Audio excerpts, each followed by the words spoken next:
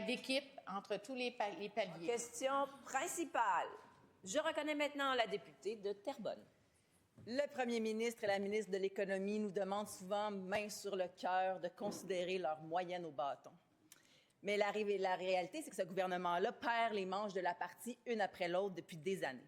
Aujourd'hui, on apprend que le gouvernement a songé à radier le pari de 805 millions de dollars qu'il a fait dans C-Series. Ça porte le bilan caquiste libéral dans cet avion-là à 2,1 milliards de dollars. Plus de la moitié des annonces de projets auxquels le premier ministre a participé depuis qu'il est là ont échoué carrément.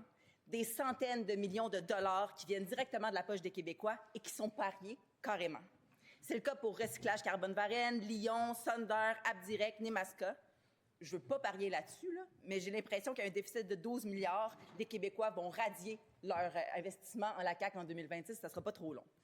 Mais d'ici là, combien de millions de plus la CAQ va coûter aux Québécois? La réponse de la ministre de l'Économie, l'Innovation et de l'Énergie. Merci, Madame la Présidente. Il faut voir qu'on travaille à structurer l'économie dans des secteurs qui sont porteurs. Et s'il y en a un qui est bien porteur, c'est celui de l'aérospatial et de l'aéronautique, particulièrement dans le contexte actuel où la défense prend une place inégalée. Mais par ailleurs, le secteur aérospatial, en dehors même de la défense, c'est un secteur dans lequel on est engagé depuis des décennies. Et c'est un secteur qui contribue grandement au développement économique du Québec. Si on regarde, par exemple, pour le programme A220 d'Airbus, les retombées en 2018-2022, on parle d'une contribution au PIB québécois de 3,1 milliards de dollars. 13 200 emplois soutenus. Je sais que le Parti québécois ne veut pas soutenir les entreprises, ne veut pas aider les entreprises, mais nous, on a à cœur le fait d'aider à développer des emplois bien rémunérés dans des secteurs d'avenir, et ça passe notamment par le soutien dans l'aérospatial. Au niveau des revenus pour le gouvernement du Québec, ça a signifié 567 millions de dollars. Et si on regarde au niveau des retombées pour 2023 à 2038, on aura une contribution au PIB québécois de 19 milliards de dollars grâce au programme de la 220 et 124 000 emplois. C'est majeur, c'est considérable et il y a aussi investi.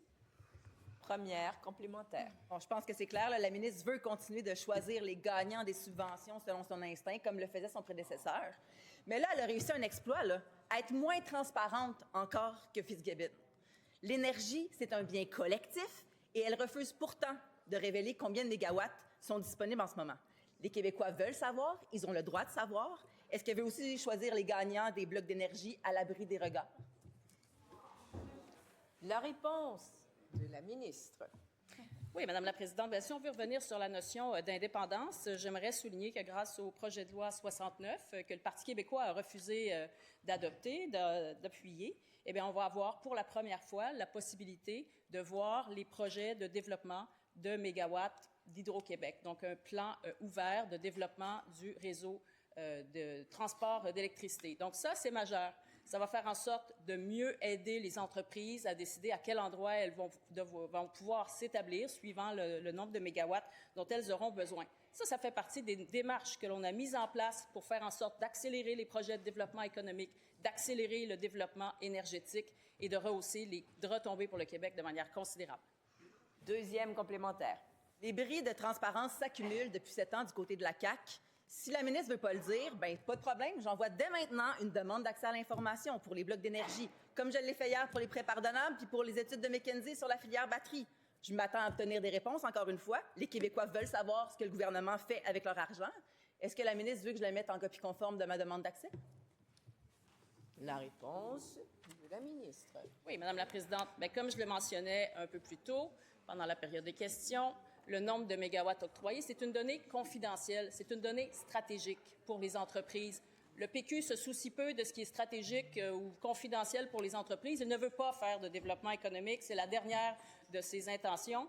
Alors nous, ça nous tient à cœur. On fait en sorte de protéger ce qui est confidentiel au sein du développement des entreprises et le nombre de mégawatts, ça en fait partie. Donc, sauf sur autorisation d'une entreprise, on ne divulguera pas le nombre de mégawatts qui est octroyé. On l'a fait par ailleurs pour plusieurs entreprises qui ont accepté de divulguer. Je pense à Agnico Eagle, je pense à Hitachi Energy ou encore à AEM. Pour ces entreprises-là, on avait eu le OK.